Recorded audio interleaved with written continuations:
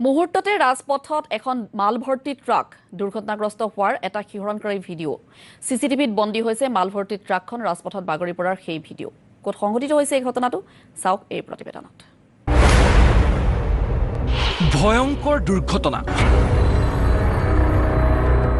ঘটনাৰ পাতনি দিয়াৰ পূৰ্বেই প্ৰথমেই চাওক এটা শিহৰণকাৰী দৃশ্য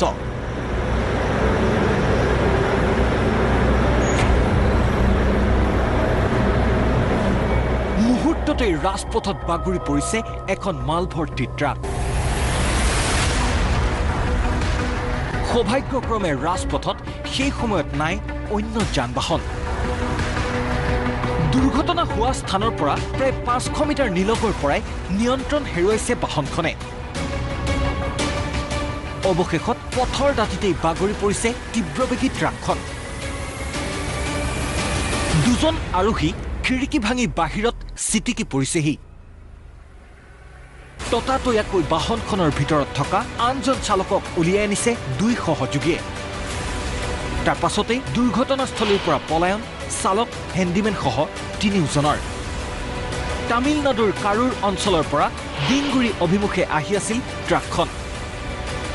অৱশ্যে কোনো লোক হতাহত হোৱা নাই এই ভয়ংকৰ দুৰ্ঘটনাটোত